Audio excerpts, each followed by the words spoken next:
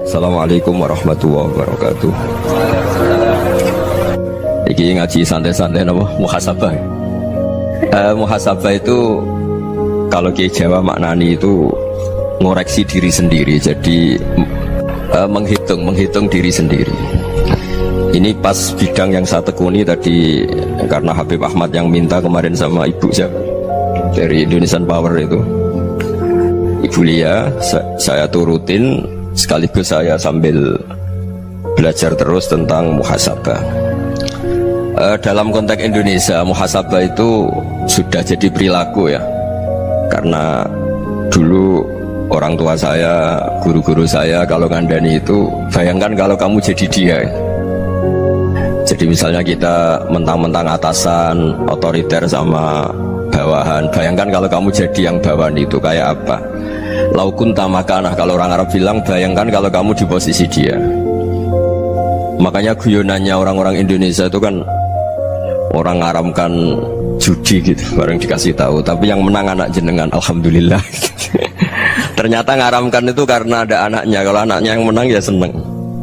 Meskipun itu guyonan, tapi saya punya padanan itu dalam kitab Hikam. Nabi Ibrahim itu Khalilur Rahman, tentu bencinya minta ampun sama yang namanya maksiat. Suatu saat beliau diterbangkan di alam malakut. Itu kalau di Hikam saya halaman 15 juga. Saya masih ingat betul. Mungkin kalau Anda beda halaman karena beda cetakan. Setelah diterbangkan di alam malakut, diperlihatkan sama Allah, ada orang pezina, ada orang syaribul khomri, ada orang mabuk, ada orang macam-macam. Allah tanya sama Nabi Ibrahim, bagaimana pendapat kamu Ibrahim tentang mereka yang maksiat? Kata Nabi Ibrahim, ya Allah, habisi saja mereka. Mereka hidup di bumi engkau, makan rezeki engkau, kemudian mereka tidak taat sama engkau. Singkat cerita, di fase itu, saya ulang lagi, di fase itu Allah nurutin sampai sekian peristiwa, mungkin 3 atau 4. Sudah setelah sekian tahun Nabi Ibrahim lupa peristiwa itu, kemudian beliau diminta menyembelih anaknya. Ini versi kitab Hikam. Memang versinya banyak tentang kenapa Nabi Ibrahim disuruh menyembelih anaknya. Ketika mau menyembelih anaknya, Nabi Ibrahim ragu. Huwa samratu fuadi, anak saya ini buah hati saya, kenapa engkau suruh menyembelih? Terus kata Allah, apa kamu tidak ingat ketika kamu saya angkat di alam malakut, kemudian kamu usul bunuh-bunuh, saya ada mempertimbangkan usul Anda, tapi kenapa sekarang saya merintahkan kamu mikir gitu? Terus, ya karena ini anak saya ya Allah. Terus kata Allah, rumang samu wong sumpukon mata ini gak gawean kau sing gawe kowe enak wae usul mata ini. Jadi saya yang bikin, kemudian Anda enak aja usul membunuh. Semenjak itu Nabi Ibrahim itu di eranya itu asfaqun nas, orang paling sayang sama manusia. Karena kadang kita keras itu ya kebetulan tuh udah anak kita, ada keluarga kita. Cara orang Jawa itu kan gitu ya, kalau ada perempuan terus macak yang macam-macam pakai sepeda motor cowok, terus wah itu luput suwo, semoga-moga gini. Tapi setelah dikasih tahu, niku ponakane jenengan, semoga-moga selamat. Jadi jangan-jangan kemarin ahli ma'asi itu kebetulan tuh udah keluarga kita. Kalau keluarga kita yang pernah salah pada kita, semangat kita mintakan maaf. Jangan-jangan kita didikte hukum sosial gitu. Jadi orang yang salah kebetulan tuh orang yang menservis kita, atau keluarga kita, atau orang dekat kita. Jangan-jangan semangat kita mintakan ampun. Tapi kalau sama orang lain kebetulan musuh kita, kita semangatnya minta itu kena adab. Nah ini yang nggak boleh dalam Islam. Islam mengajarkan niru Rasulullah SAW, Nabi itu rahmatal lil alamin. Bahkan kemarin saya ngaji virtual sama beberapa habaib. Ada Habib Ali Al-Jufri dari Mesir ya. Ada Habib Alwi dari Kuitang, ada Habib Nabil Al-Musawa. Dari sekian habaib itu saya masih ingat diantaranya yang didawuhkan rahmatan lil alamin itu ketika Nabi adzahu qaumuh, disakiti oleh kaumnya, dan itu mereka masih kafir semua. Itu mereka dapat doanya Nabi, Allah mahdi qaumi fa innahum la ya'lamun. Kayak apa baiknya Nabi, orang yang menyakiti, yang melukai, tapi Nabi masih berdoa, Allah mahdi qaumi fa innahum la ya'lamun. Sayyidina Umar dapat doanya Nabi itu ya khina kana kafiran, ketika masih kafir didoakan, Allahumma izzal Islam bi Umar. Itu ketika masih kafir. Itu pelajaran bagi kita bahwa yang sedang tidak cocok pun itu berdapat doa kita. Ya doa supaya kondisi kita baik. hari tambah baik. Karena agama ini, saya berkali-kali bilang, limangka nayarjuwa hawal yawmal akhir. Agama ini diperuntukkan bagi yang selalu punya harapan pada Allah Subhanahu wa Ta'ala. Saya cerita muhasabah ini tentang hubungan kita dengan Allah. Di Indonesia itu banyak orang fasik, banyak orang nakal. Ya di mana-mana orang nakal itu ya mayoritas, wa aksaruhum fasikun. Ini berkahnya harapan. Mungkin saya kira nakal sok benda, mungkin saya kira sholat sok ben sholat, mungkin sekarang belum sakhok, belum dermawan, suatu saat dermawan.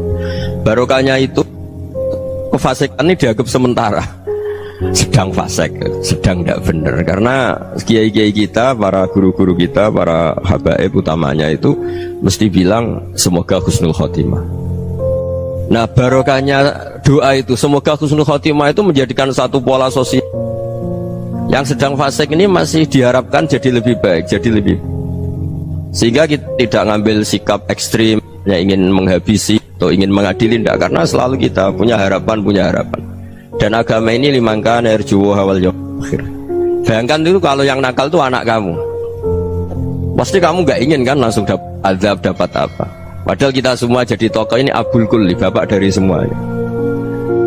Sehingga ketika Rasulullah SAW jalan-jalan kemudian melihat perempuan sedang menyalakan api. Kalau apinya mati ditiup, anaknya dijauhkan. Nanti kalau sudah jauh dari api, anaknya digendong lagi. Terus kata Rasulullah, matur ke semua sahabat, Aro'aitum anna hadih tarihatan waladaha alan nar. Apa kamu berpendapat bahwa perempuan ini akan melemparkan anaknya ke neraka? Tidak ya Rasulullah, tidak akan seorang ibu melemparkan anaknya ke api. Terus kata Rasulullah, Allahu arhamu min hadih biwaladiha. Allah lebih rahman, lebih rahim dibanding orang tua ini kepada anaknya. Ini yang harus kita kenalkan terus, kita kampanyakan terus, supaya orang hubungannya dengan Allah itu nyaman, asik. Sehingga dengan demikian selalu ada harapan bahwa yang sedang nakal ini suatu saat tobat. Kita tidak boleh menghukumi pasti begini, pasti gini, itu tidak wilayah kita. Itu juga yang dicontohkan Rasulullah SAW. Secara lahir Nabi itu nggak berkenan sama Wahsy, karena Wahsy itu salahnya salah fatal, karena membunuh ahabban nasi ila Rasulillah, yaitu membunuh Sayyid Hamzah. Jadi ketika Wahsy tobat, Nabi itu terima tobatnya. Dan ketika beliau dengan basariyahnya nggak siap ketemu Wahsy karena harus ingat Sayyid Hamzah, basariyahnya diturutin. Oke, kamu iman, saya turutin, tapi jangan sering ketemu saya, karena kalau ketemu kamu saya masih ingat sama paman saya Sayyid Hamzah. Kita bisa ngelola seperti itu. Kita tidak cocok sama orang, bagaimanapun mereka umat Rasulullah SAW, kita tetap mencintai mereka. Misalnya kalau beda agama, mereka sama-sama orang Indonesia, kita mencintai mereka atas nama warga Indonesia. Tapi kalau misalnya potongannya ora cocok, beda kultur, bawaannya itu mangkel no coro Jawa, ya bisa diilmoni, jangan ketemu. Wong sudah tidak cocok, ingin ketemu nyari solusi, roh ini tok seneng itu kan ya repot itu. Ya sudah, kalau nggak pati cocok ya jangan sering ketemu. Dan itu kita bisa memanage seperti itu tuh bisa. Saya berkali-kali cerita tentang Imam Syafi'i. Kalau dikasih tahu ya Imam Abu Abdillah, panggilannya Imam Syafi'i, tetangga anda ini ternyata banyak yang nggak senang anda. Jawabnya beliau senang. Ya bagus kalau nggak senang saya, ndak utang saya katanya. Jadi gara-gara saman seneng aku ngatur aku ini kan. Dan mungkin saman rasa seneng kan ya enak. Jadi hidup itu dianggap happy. Kalau seneng ya teman silaturahim, kalau nggak seneng ya nggak bakal utang gitu. Baru kayak seneng itu nggak ganggu gitu. Jadi dulu itu orang bisa ngelola seneng tidak seneng itu bisa, karena ada kearifan hubungan dengan Allah Subhanahu wa Ta'ala. Hidupnya selesai karena masyghul bidzikrillah, mereka sibuk dengan Allah.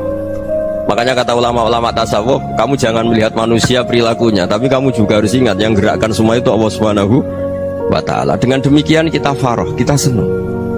Makanya Nabi kalau ngutus Anas bin Malik kemudian nggak kesampaian yang diinginkan karena Anas main, ketika garwa-garwani Nabi agak tersinggung, Nabi, andaikan Allah menghendaki yang saya inginkan kesampaian, pasti itu kesampaian. Jadi dianggap kegagalan Anas gak manggil yang dituju Nabi itu ya kersane Allah, ya enteng saja. Sayyidina Ali lebih parah lagi yang dialamin. Itu dalam beliau kalau dipanggil itu gak cepet-cepet ke sana. Ketika ditanya, kenapa kamu tak panggil gak cepet ke saya? Amin tu ukubatak, karena aku tahu engkau orang baik. Orang baik itu pemaaf. Jadi makanya orang-orang soleh dulu itu bodoh itu. Makanya sekarang kalau ada orang bodoh itu mesti dibidik orang soleh. Kalau orang-orang soleh itu kakean husnudzon lagi sering dibodohin. Abdullah bin Umar itu masyhur itu.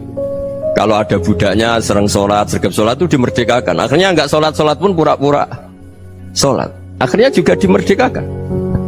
Ketika ditanya kenapa engkau merdekakan, padahal mereka sholatnya menipu engkau, kata pembisik-pembisik itu. Man khoda'ana lillah in khoda'na lah. Dia nipu atas nama Allah, berarti saat tertipu juga atas nama Allah, gak masalah dong, semuanya demi Allah Subhanahu wa ta'ala. Jadi ketika kita ketemu mensifati Allah Ta'ala itu Ghafir, Allah pemaaf. Jangan kamu gak fair untuk diri kamu nyifati Allah Ghafir, pada orang lain Allah kamu sifati Syadidul Iqab. Jadi Allah kamu atur, kayak MC tadi ngatur saya. Jadi Allah itu apa? Kalau pada saya Ghafir, kalau pada musuh saya Syadidul Iqab. Nah, itu tidak fair. Kalau Anda punya harapan kepada Allah karena Allah Rahman Rahim, Allah Ghafir, sebenarnya Allah pada musuh kita ya bisa saja Allah Ghafir, bisa saja Allah Rahman Rahim. Sehingga kita melihat orang lain yang kita tidak cocok itu ya enteng saja. Itu min ummati Rasulillah sing tanaluhu syafa'atu, tanaluhu sa'atu rahmati, tanaluhu fair. Jangan dengan kita kayak mesti dapat rahmat, jangan orang lain kayak Allah pasti Syadidul Iqab, itu tidak boleh. Sehingga ketika ada orang Badui, singkat cerita orang Badui ini kencing di masjid, semua sahabat membentak dia, yang nggak bentak hanya Nabi dok. Saking mangkalnya orang ini karena semua sahabat bentak kecuali Nabi. Setelah dibenarin Nabi, terus Nabi nyuruh sobu ali dhanuban min ma'in. Setelah disucikan masjid itu, dia berdoa keras sekali, Allahumma arhamni wa Muhammadan wa la tarham ma'ana ahadan.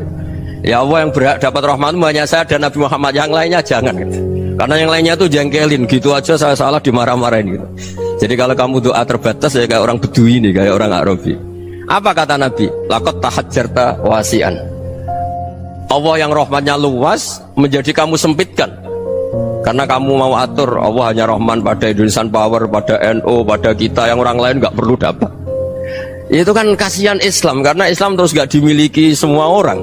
Allah tidak dimiliki semua orang, Rasulullah tidak dimiliki semua orang, karena di NU, di ormas tertentu, di nggak boleh seperti itu, nggak boleh takhasyar tawasian, kata Nabi, tidak boleh mempersempit zat yang rahmatnya itu luas. Ini semoga etika ini kita pakai di Indonesia. Yang sedang fase kita harapkan lebih baik, yang sedang nggak dapat hidayah kita doakan dapat apa? Hidayah. Masyhur kan, makanya tadi saya mohon sama Habib Ali supaya Habib Ahmad supaya tetap mahalul qiyam tabaruk sama Habib Ali. Di antara doa-doa di Simtud Duror masyhur itu antuqabilal mudhniba minnah bil ghufran wal musi'a bil ihsan. Jadi harapannya para habaib, para orang-orang baik dulu ya, semoga yang dosa itu dimaafkan, yang sedang salah dibuka, bikin lebih baik. Nabi itu tugasnya juga gitu, wastaghfir li dzambika walil mu'minina wal mu'minat. Nabi itu tugasnya juga memintakan ampun yang sedang salah. Nah ini cobalah jadi etika kita, muhasabah kita. Jadi muhasabah itu cara berpikir kita set, kita pikir ulang. Ternyata semangatnya seorang Nabi itu wastaghfir li dzambika walil mu'minun. Semangatnya itu memintakan ampun. Orang ahli tafsir tahu semua kalau Nabi itu tidak mungkin dosa. Jadi itu khitabun Nabi wa urida bihi ummatu, itu khitab Nabi, tapi yang dimaksud itu umatnya, karena Nabi tidak akan mengalami dzambun, nggak akan mengalami dosa. Sekarang enggak, kadang-kadang kita ini kalau orang lain salah itu semangat. Kalau di perusahaan ada teman salah, apalagi pimpinan salah itu seneng, barokahnya salah bisa ganti kan gitu. Ya, jadi kalau mungkin di dunia tokoh juga gitu, barokahnya ada tokoh salah, kita yang jadi populer sendiri, tidak boleh seperti itu. Kita harus salimus sodri di jami'il muslimin. Jadi ini harus dilatih. Saya tadi matur sama Habib Ahmad, latihan kita jadi hidup. Nabi itu kalau resep jadi wali itu kata Nabi gampang. Kata Nabi, kalau kamu ingin disenangin Allah, ya sudah, kalau kamu asbahta wa amseta gini-gini, perasaan kamu, kata Nabi, jangan punya perasaan ghil sama orang muslimin. Itu sudah wadzalika min sunnati. Makanya Nabi ngendikan la yablughni ahadun an ahadin syai'an. Ada yang baca la yuballighni ahadun an ahadin syai'an. Seseorang jangan melaporkan ke saya tentang salahnya yang lain. Fa inni akhruju ilaikum wa ana salimus sadri, karena saya ingin ketemu sampean semua dalam keadaan salimus sadri, tidak punya perasaan apa-apa. Karena kalau nurutin membisik, nurutin informasi itu ya repot, karena orang pasti sepihak. Ada kiai yang top datang ke kampung-kampung ning desa-desa. Kata yang seneng itu punya akhlak. Wah itu bagus orang besar datang ke kampung-kampung. Kata yang nggak seneng, wah itu jobnya kayak kecil kok diambil, itu kan ya kasihan itu kan sudut pandang. Makanya saya sering bilang, akal kita ini cukup untuk mentasdik Rasulullah SAW. Meskipun perasaan kita kadang orang Jawa itu beda. Saya berkali-kali bilang sama peneliti dari Jogja, kenapa sih Gus para nabi itu kok poligami istrinya banyak? Nabi Dawud katanya itu berapa? Nabi Sulaiman malah jumlahnya agak terbatas ini. Nabi Muhammad itu paling sedikit. Saya tanya gini, perempuan itu orang lemah, jadi kalau nolong orang satu gimana baik, kalau nolong orang dua ya lebih baik, ya sudah kira-kira seperti itu. Paling tidak akal kita masih tahu kalau orang baik itu kan mesti baik, nolong orang satu baik, nolong orang dua ya lebih baik, nolong orang tiga lebih baik. Tapi kalau kamu orang nggak baik, satu saja kamu terlantarin, kamu miskinkan, kamu ya tinggal diukur kan. Kalau orang baik nambah baik, tapi kalau orang buruk tambah buruk. Nah itu akal kita bisa menganalisis kenapa sih nikah itu ada yang poligami, ada yang enggak. Sudah ukur saja diri kamu. Misalnya kayak saya elek keriting, rabi terus, memperbanyak wong elek, orang perilaku netok, raine dadi elek kabeh gitu. Tapi nak kowe ku ganteng, alim, ganteng, sugih, anake ganteng-ganteng, berhubung kowe saleh ahli swarga kabeh, mertua yo bangga karena karir kamu meyakinkan. Ini mertua kamu aja gak bangga mau nambah. Ipar gak bangga, mertua gak bangga, desa kamu yang kamu wayai juga gak beda dengan Nabi ketika nikah Juwairiyah itu gak ada pernikahan sebarokah Nabi dengan Juwairiyah itu Azharu Rasulillah. Di situ habis perang banyak tawanan, gara-gara jadi besanya Nabi langsung dibebaskan semua karena Azharu Rasulillah. Sekarang besanya Kanjeng Nabi. Dulu Abu Sufyan memanggilnya bukan main sama Nabi, gara-gara putrinya dinikah terus langsung jadi. Kalau kamu kan enggak, nikah satu, nikah lagi, satu kampung musuh kamu karena istri pertama ya cemburu, yang kedua agak bangga. Wah itu selesai itu di dunia wal akhirah. Maksud saya nganalisis Islam itu harus pakai akal, dan akal yang dipakai ini saya bawa ke kitab Ihya adalah pikiran-pikiran para ulama. Makanya ketika Imam Ghazali ketika ditanya fakaifa bi muslimin fasikin asawaha fi jami'i amri, kalau kalian ketemu orang fasik, orang Islam tapi fasik, perilakunya nggak ada yang benar, kata Imam Ghazali jawabnya lucu, aneh. Ma min muslimin illa wa islamuhu ta'ah. Tidak ada orang Islam kecuali dia mau Islam, membenarkan Allah dan Rasul itu sudah taatnya dia. Kok kamu tidak bisa melihat taatnya dia? Dia pikirannya kan ini pemabuk, ini tukang apa. Tapi kata Imam Ghazali, sebenarnya kamu masih bisa berpikir positif. Ma min muslimin illa wa islamuhu ta'ah. Tidak ada seseorang Islam ketika dia milih Islam itu pasti ada taatnya, yaitu tasdik pada Allah dan tasdik kepada Rasulullah SAW. Jadi dengan pola seperti itu, maka di antara guru-guru kita yang modern ya di era Mbah Maimun, di sini ada Habib Ahmad, Habib Salim, syair yang sering dibaca beliau adalah ada orang munajat sama Allah. Ini cerita munajat. Itu orang itu ngendikan gini, ana musnibun, ana mukhtiun, ana asi, huwa rahimun, huwa ghafirun, huwa afi. Ya Allah, saya mukhti, saya orang yang salah. Ana musnib, saya orang yang dosa. Ana asin, saya sering maksiat. Tapi engkau ya Allah, engkau ghafir, pemaaf. Engkau rahim, maha pengasih. Engkau afin, yang mudah memaafkan. Kata orang ini ya agak kurang ajar, tapi saking senengnya sama Allah. Qobal tuhunna salasatan bisalasat. Ya gini saja ya Allah, sifat engkau diadu dengan sifat saya. Engkau Tuhan, Gusti, nggak boleh kalah katanya. Terus wasatah liban ausofu ausofi, dan engkau pasti pemenangnya gitu. Jadi ada orang rayu Allah dengan cara seperti itu ya ada ya. Saya ini manusia, salah saya banyak. Engkau ampunannya banyak. Engkau Tuhan, Gusti, nggak boleh ampunan Anda, ampunan engkau kalah dengan salah saya. Nggak boleh Tuhan kok kalah. Jadi untuk supaya orang punya harapan gitu. Banyak juga wali-wali yang jadab ketika datang ke makam Rasulullah SAW. Itu kalau dongo ya agak kacau sebenarnya, cara syariat agak kacau. Ya Allah, engkau punya dua pilihan. Jika engkau menjadikan saya soleh, surah habibu, yang senang kekasihmu, yaitu Rasulullah SAW. Tapi jika engkau menjadikan saya fasik, surah adu, yang senang itu setan. Monggo jenengan mau menyenangkan kekasih jenengan, mau menyenangkan musuh jenengan, monggo jenengan bebas kok memilih. Mestinya Allah ya senang menyenangkan kekasihnya. Jadi ya, intinya Allah dipaksa untuk menjadikan dia orang soleh gitu. Jadi kayak kemarin itu Pak Gus siapa yang kesini itu kuliah ke sini itu sama Habib Ahmad. Saya pertama nggak mau, lama-lama Habib Ahmad. Ini gimana Gus? Orang taunya saya dekat jenengan, kalau nggak kasil saya waduh. Ini kayak doanya wali yang tadi. Nggak punya pilihan, nggak ada pilihan. Jadi saya mohon muhasabah itu dimulai cara berpikir. Makanya di sini sebetulnya tag ini supaya dapat barokahnya Ihya. Ini kitab yang disenangi para habaib, para ulama. Sebetulnya tag di muhasabah itu redaksinya gini ya, yang lengkap. Hasibu anfusakum qabla an tuhasabu wazinuha qabla an tuzanu wa tahayya'u lil ardil akbar. Jadi ada kata wazinu, jadi ukur. Perilaku Anda ini diukur, ditakar. Misalnya kita sebagai suami kan ya punya hal-hal yang kita tidak ideal. Corong Jawa mesti pesek, cara rezeki ya pas-pasan ya. Dan kita juga kalau makanya agak boleh tanya istri begini, apa saat cinta pertama Anda? Pasti Anda kecewa. Orang jadi istri hanya korban terakhir itu. Sudah. Karena orang kalau ngelamar kemana-mana gak jadi, yang jadi istri itu pasti korban terakhir itu. Jarang istri pilihan pertama, jarang. Ayo semua yang nikah. Rata-rata itu pilihan Anda pertama Pak, dari sekian ditolak di mana-mana terus. Ya perempuan terakhir. Kamu juga korban terakhir gitu. Itu wali-wali dulu kalau ngandani kita itu sederhana. Antal ini masyhur diceritakan Habib Zain bin Semit dalam kitab Al-Manhajus Sawi. Antalam tajid min nafsika kullama turid. Fa kaifa turidu min ghairika kullama turid. Kamu yang ingin ideal saja, kamu tidak menemukan pada diri kamu untuk menjadi ideal. Kamu kan ingin ganteng, ingin punya uang banyak, ingin perilaku Anda sempurna. Anda saja yang punya keinginan tidak bisa mewujudkan keinginan Anda sendiri. Fakaifa turidu min ghairika ma turid. Jadi antalam tajid min nafsika kullama turid. Fakaifa turidu min ghairika kullama turid.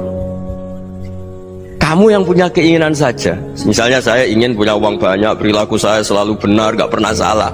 Loh, saya yang ingin saja dengan diri saya gak bisa untuk benar terus. Kok kamu berharap orang lain selalu benar? Jadi antalam tajid ya sama. Kalau kamu menuntut istri kamu itu ramah, neriman, apa kamu neriman sama wajah istri Anda gitu?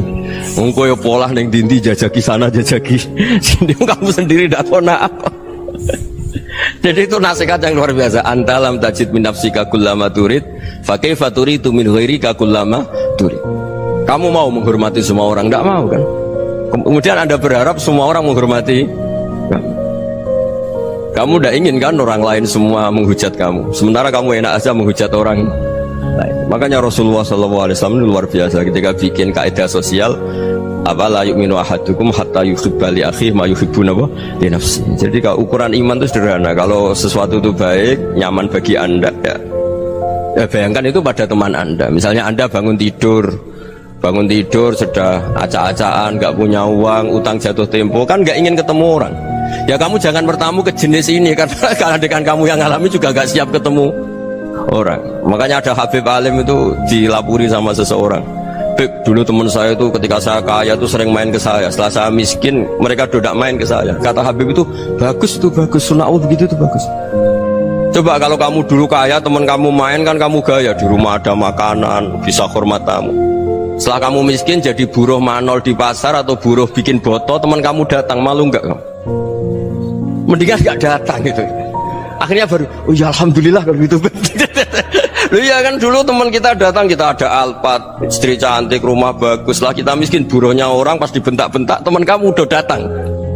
Milih datang apa enggak kalau setelah kamu jatuh? Enggak kan? Jadi barokahnya ilmu itu terus. Ya, tapi kadang-kadang orang loh, wah setelah saya miskin teman-teman enggak kasih ke sini. Ya kalau kamu sudah jatuh, teman-teman kamu ke situ jadi tontonan. Ya mulai sekarang cara berpikir itu dirubah. Dulu yang namanya kiai itu kalau diundang orang itu ya agak-agak senang. Semenjak saya itu agak rubah. Mengundang kiai, ngatur kiai itu tak haram-haramkan ya ada lumayan lah, sekarang itu sudah mulai agak beretika. Dulu itu ngundang tuh tanggalnya ditentukan, jamnya ditentukan. Enggak mikir apa kiai saat itu nganggur, enggak. Punya wadifah, enggak. Dia milih tanggal yang dia nganggur, enggak mikir pas itu kiainya nganggur apa. Enggak. Ya saya hanya cerita aja, kamu tersinggung ya monggo, boten ya monggo itu kan. Jadi saya mohonlah supaya tadi saya juga matur ke Habib Ahmad. Jadi untuk orang merasa ikut sunnah Rasul itu gampang sekali kata Sayyid Muhammad. Dulu Nabi berpakaian ala daerahnya. Kalau mikot ya pakai mikotu baladi. Karena Nabi orang Medina dan beliau berdomisili di Medina, ya misalnya mikotnya dari Bir Ali misalnya. Tapi kalau anda orang kawasan Tanim mau umroh ya dari Tanim. Misalnya kawasan Jirona ya dari Jirona. Artinya apa? Kamu ngambil mikot karena Nabi mikot misalnya dari Bir Ali, bukan berarti kamu harus seperti Nabi di Bir Ali. Kamu orang Mekah misalnya, kamu orang Tanim, orang ya harus dari mikotu apa? Baladi. Sama, makanya di fikih-fikih itu kalau tahnik anak Nabi orang Arab, halawiyatnya kurma ya kurma. Kalau orang Jawa sedegan, semua podo-podo. Ya podo-podo manis. Jadi ini tabaruk sama Sayyid Muhammad, ini ada murid beliau Habib Ahmad, saya baca supaya orang itu merasa ikut Nabi itu gampang sekali. Ini saya baca ya di halaman tadi disaksikan Habib Ahmad 433 di kitab apa begini? Manhajus Salaf fi Fahmin Nusus. Itu kata Sayyid Muhammad, wa kanat sunnatu Rasulillah annahu yat'amu ma yajiduhu fi ardi wa yalbasu ma yajidu wa yarkabu ma yajidu mimma abahu Allah ta'ala. Faman istamala ma yajiduhu fi ardi fa huwa al-muttabi' lis-sunnah. Kama annahu hajjal baita min madinati. Faman hajjal baita min madinati nafsihi fa huwa al-muttabi' lis-sunnah wa illam takun hadhil madinatu tilka. Jadi intinya misalnya Nabi dulu itu ngasih sedekah kepada fakir miskin ya pakai dinar, dirham. Ya kalau orang misalnya sedekah pakai rupiah ya sudah ikut sunnah Nabi. Jangan, lu Nabi pakai dinar loh, kamu kok pakai rupiah. Dulu dinarnya Nabi udah ada tulisannya Bank Indonesia, kamu ada tulisannya Bank. Ya udah ada seperti itu. Ya jadi misalnya Nabi sedekah pakai tamar atau pakai al-aqid, ya kita pakai beras, pakai apa. Supaya orang tuh bahwa Rasulullah itu milik kafatal linnas, milik semuanya, sehingga merasa ikut sunnah Nabi itu ya semuanya. Makanya dulu Mbah Mun kalau motivasi saya supaya bombong, kalau orang Jawa bilang bombong, wong Jawa mesti ono wong alim. Beliau menyontohkan mas itu Mbah Fadol, Senori, Mbah Ihsan Jambes itu bisa ngarang-ngarang kitab luar biasa, padahal beliau bukan orang Arab. Imam Sibawayh itu orang Persia, Imam Ghazali orang Tus itu juga ikut Persia. Kata Mbah Mun, wong sing ora Arab lah mesti untuk jatah alim kata beliau, karena Nabi itu diutus kafatal linnas. Nanti kalau orang yang alim itu Arab tok berarti tidak ada perwakilan dari Afrika, dari Asia Tenggara, dari mana-mana. Makanya karena Nabi statusnya itu kafatal linnas. Jadi kita harus bangga sebagai Muslim, sebagai orang Indonesia, karena misalnya Wali Kutub dulu terkenalnya hanya ada di Yaman, di mana. Ternyata pernah ada juga di Indonesia, dan seperti Habib Abu Bakar Segaf Gresik. Jadi ya artinya kan tetap orang Indonesia, meskipun beliau zuriyah Rasul kan ya sudah orang apa? Orang Indonesia. Zuriyahnya Habib Ali Sentuduror sekarang di Solo. Jadi Indonesia juga dapat Alawin banyak, dari Sadatin Al-Alawin juga banyak. Jadi saya mohon barokahnya ngaji seperti ini. Melihat orang lain tuh gampang, bayangkan tuh kalau anak kamu. Makanya Nabi, nanti kalau nggak percaya lihat di Hikam nomor 15 di kitab saya itu. Di situ dijelaskan oleh Hikam, jangan-jangan semangat Anda pada orang yang maksiat, pada orang yang keliru supaya dihukum itu karena kebetulan itu udah anak Anda, itu udah keluarga Anda. Coba kalau itu keluarga Anda. Makanya kalau saya guyonan di Jogja itu ada pembantu mecahkan piring terus dimarahi majikannya, saya mesti guyon gitu, pasti itu pembantunya tidak cantik. Kok bisa Gus? Andai kan cantik dan kamu senang mecahno piring satu, piring saya ra iso ngamuk. Ternyata ngamuknya tuh karena mecahkan piring apa karena plus tidak cantik? Coba jawab para lelaki nih. Kamu marah sama orang maksiat tuh karena maksiat, karena plus itu udah anak Anda. Bayangkan kalau itu anak Anda. Itu hebatnya Rasulullah SAW. Karena kita yang salah pun kadung umatnya, Nabi tetap ngasih fasilitas syafaati li ahlil kabair min ummati. Kayak apa baiknya Nabi? Nggak ikut maksiat tapi ikut fasilitasi ngasih syafaat. Loh kalau li ahlil ibadah kan wajar, Nabi ketika ini syafaati li ahlil kabair min ummati. Ya karena tadi logika yang dibangun Rasulullah itu logika yang luar biasa. Kita semangat orang lain kena hukuman itu karena kita tidak punya rofah, tidak punya rohmah.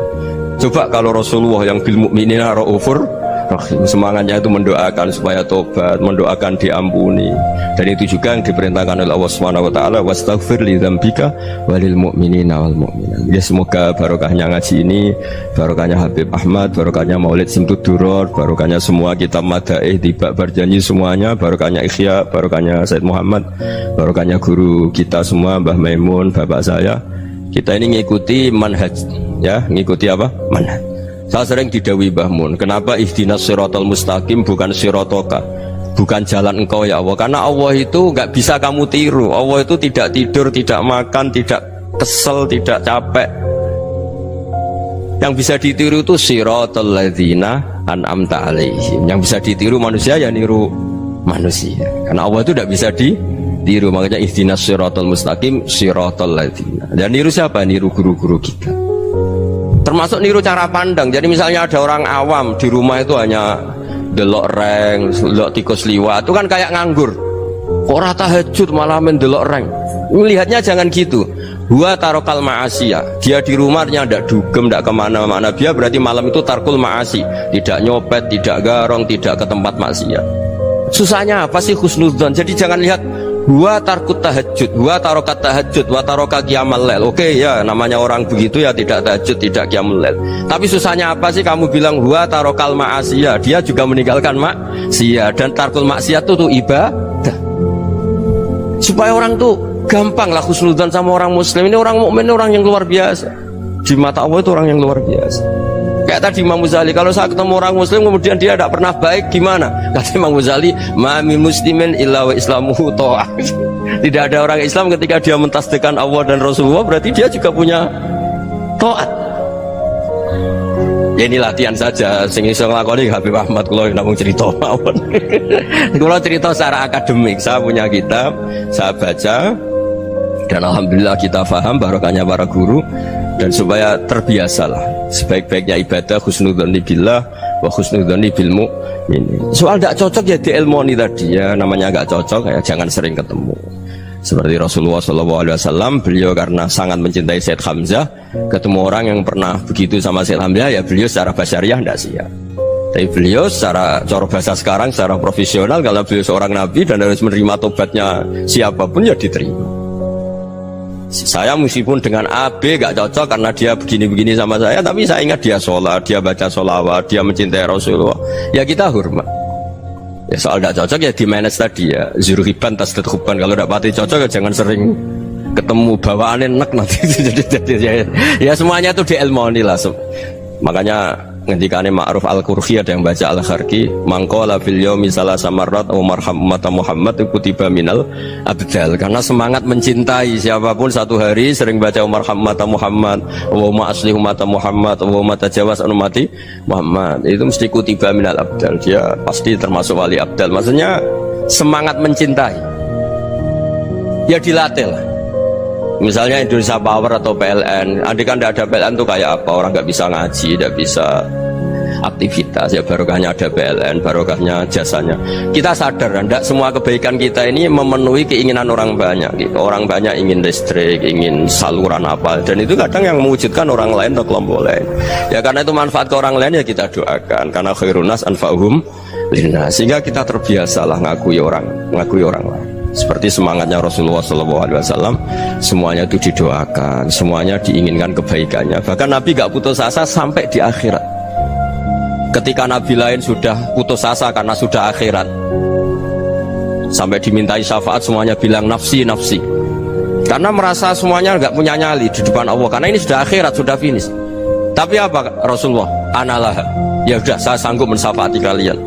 Terus kata Nabi, fa'atiyal arsya, saya mendatangi aras, fa'akhirru lahu sajidan, saya sujud, wa ahmaduhu bima hamida allamani rabbi. Kemudian saya tetap muji Allah dengan pujian yang terus menerus. Padahal sudah di akhirat, sudah finish. Nabi dimintai syafaat masih sanggup, karena Nabi tahu akhirat tidak bisa mendikte Allah, tidak bisa. Allah terus bilang, ya Allah ini akhirat loh, engkau sudah tidak boleh mensyafaat, tidak bisa. Allah tidak bisa diganggu akhirat, Allah tidak boleh dibatalkan rahmannya oleh akhirat. Allah tetap Rahman Rahim abadal abad, dan Nabi tahu itu. Makanya kata para ulama, fa Muhammadun ahmadu min ghairihi. Jadi Nabi Muhammad namanya dua yang terkenal. Sebenarnya banyak yang terkenal dua, Muhammad sama Ahmad. Ketika Nabi punya nyali memuji Allah di akhir akhirat atau sudah ada akhirat itu fa Muhammadun ahmadu min ghairi. Ketika Nabi lain sudah tidak punya nyali muji Allah karena sudah akhirat, Nabi Muhammad tetap berani muji Allah di saat seperti itu. Makanya ahmadu di situ kata ulama itu af'al tafdil, fa Muhammadun ahmadu min ghairi. Kanjeng Nabi lebih memuji Allah di saat yang Nabi lain sudah tidak punya nyali untuk muji Allah di saat itu. Makanya kata Nabi fa akhiru lahu sajidan wa ahmaduhu bi mahamida 'allamaniha rabbi. Akhirnya setelah lama gitu terus Allah ngendikan ya Muhammad irfa' ra'sak wasal tu'tah wasfa' tusyaffa. Sudah Muhammad, angkat kepala kamu, kamu minta apa saya turutin, dan kalau kamu ingin mensyafaati umatmu saya beri hak apa? Syafaat. Nah, semoga semangat itu juga menjadikan kita munajat bahwa rahmat Allah tidak terbatas, harapan juga tidak terbatas. Mungkin yang sedang nakal ya kita katakan sedang, jangan terus kamu pastikan wah ini mesti su'ul khotimah, mesti tidak orang baik. Tidak, agama ini liman kana yarjuha wal yaumal akhir, selalu bagi yang punya harapan. Ya, mungkin dapat barokah semua. Mantu dengan kata wassalamualaikum warahmatullahi wabarakatuh.